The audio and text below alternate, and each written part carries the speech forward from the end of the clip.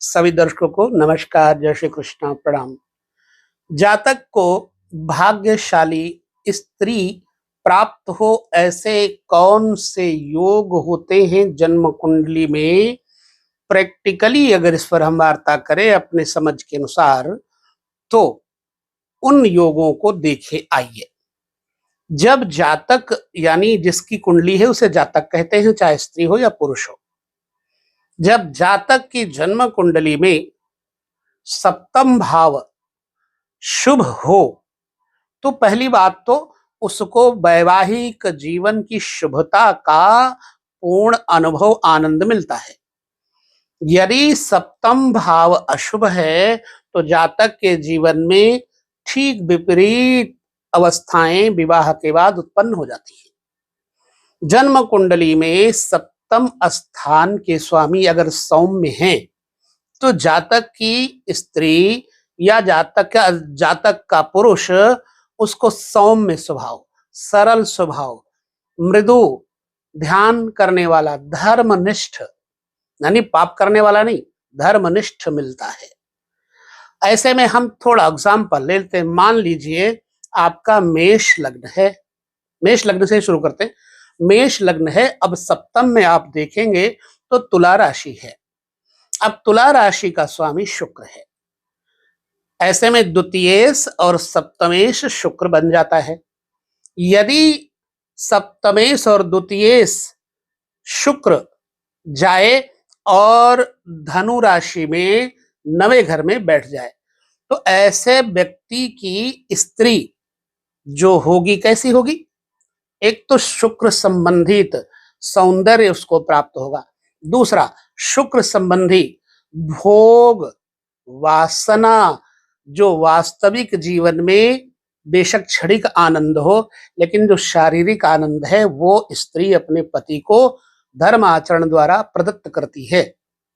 यानी अपने पति को काम सुख से परिपूर्ण आनंद देने वाली होती है, तथा अर्थ यानी धन की प्राप्ति भी कराने वाली होगी। कैसे? जब लग्न का स्वामी से दूसरे घर का स्वामी शुक्र और सातवें घर का स्वामी शुक्र नवे घर में बैठे होगा, तो ऐसी अवस्था में भाग्य भाव में सप्तमेश द्वितीयेश बैठ करके जातक को क्यों नहीं धन, ऐश्वर्य, भोग यानी सेक्स इत्यादि का सुख देगी। ऐसा व्यक्ति किसी अन्य स्त्रियों की तरफ मुड़कर के भी नहीं देखता। जिस जातक का द्वितीयेश और सप्तमेश, मेष लग्न वाले का जातक है, उसका द्वितीय और सप्तमेश नवे घर में बैठ जाए, तो भाग्य उदय पत्नी के आने के बाद होता है। अच्छा, ऐसे में अब और चर्चा कर लेते हैं। मान लीजिए आपकी मिथुन राशि है।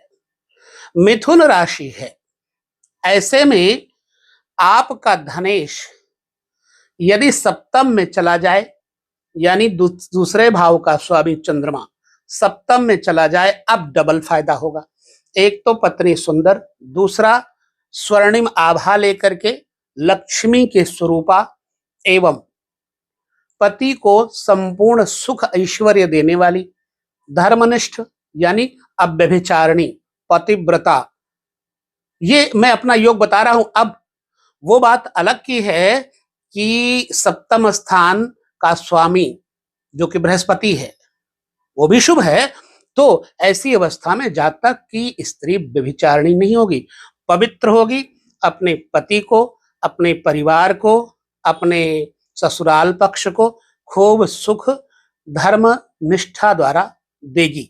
ठीक, तो इस प्रकार से अब सप्तमेश अगर मान लो धनेश चंद्रमा सप्तम में बैठ गया, लेकिन सप्तमेश यदि जाकर के कर्म भाव में बैठ जाए बृहस्पति, ऐसी अवस्था में जातक की स्त्री सुंदर भी होगी, कर्मनिष्ठ भी होगी, धन भी कमाने वाली होगी, व्यापार सोना चांदी वस्त्र आभूषण इत्यादि के व्यापार से भी पति को सर्व सुखों को देने वाली बन जाएगी।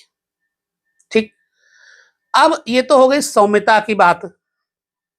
तो चंद्रमा शुक्र, बुध, बृहस्पति, यदि सप्तमेश होकर के कहीं भी बैठे होंगे तो जातक के जीवन में यदि पाप ग्रह के साथ नहीं बैठे हैं तो जातक की पत्नी उसको आमोद, प्रमोद, हास, परिहास, विलास, वासना इत्यादि भोग संबंधी सुखों से भरपूर आनंद देकर के पति को धर्म में लगाएगी, धर्म आचरण करवाएगी, स्वयं भी धर्म आचरण करेगी। अब वो कौन से योग हैं? जिन अवस्थाओं में जातक की स्त्री जार पुरुषों की तरफ चली जाती है। जन्म कुंडली में यदि सप्तम भाव का स्वामी नीच ग्रह, भोगी ग्रह के साथ हो जाए तो जातक की स्त्री जार पुरुषों के साथ अपने जीवन को ज्यादा प्रसन्नता का अनुभव पाकर जिएगी। मान लीजिए सप्तम भाव, लग्न है तुला, सप्तम भाव का स्वामी मंगल है, ठीक है। अब सप्तम भाव का स्वामी अष्टम भाव और लग्न भाव स्वामी शुक्र के साथ सप्तम में ही बैठा हो या अष्टम में बैठा हो या छठे घर में बैठा हो, तीनों का हम विश्लेषण देखते हैं।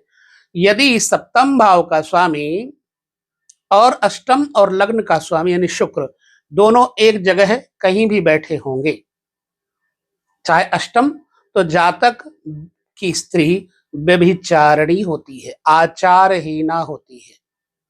शुभ ग्रह के दृष्टि में ना होगा तो निश्चित ही व्यभिचार, आचारहीन होगी। और छठे घर में यदि है तो जातक की स्त्री व्यभिचार तो करेगी ही करेगी और जबरदस्ती पति के विपरीत होकर के पति की जानकारी में, उसकी नॉलेज में व्यभिचार करेगी और साथ ही अपने पति को मतलब युद्ध मार्ग से, अधर्म मार्ग से लड़ाई झगड़ा करके परेशान करेगी, चाहे वो कोर्ट कचहरी पहुंचा दे, चाहे वो किसी भी प्रकार से पति को परेशान करती। अब ऐसे सब योग बनते क्यों हैं? हमारे पूर्व जन्म के कर्म के अनुसार जो हमारे शत्रु होते हैं, जो हमसे हार जाते हैं उस जन्म में, वो हमें जीतने के लिए कभी पुत्र बन जाते हैं, कभी स्त्री बन जाते हैं इस जन्म में, और वो हमसे हमारा ही बदला लेने लगते हैं। इस प्रकार से जातक की जन्म कुंडली में सप्तमेश का नीच ऊंच होना जातक के जीवन में स्त्री का सुख और दुख देने का अनुभव प्रायः हमने देखा है।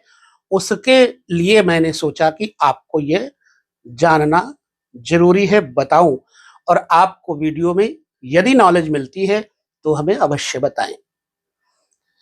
तो इस वीडियो में हम इतना ही कहेंगे कि यदि अच्छा लगा है तो जानकारी हमें कमेंट के द्वारा अवश्य दें। बाकी लेते हैं विदा, अगले वीडियो में हम आपके साथ पुनः चर्चा करेंगे। तब तक नमस्कार, जय श्री कृष्ण, प्रणाम।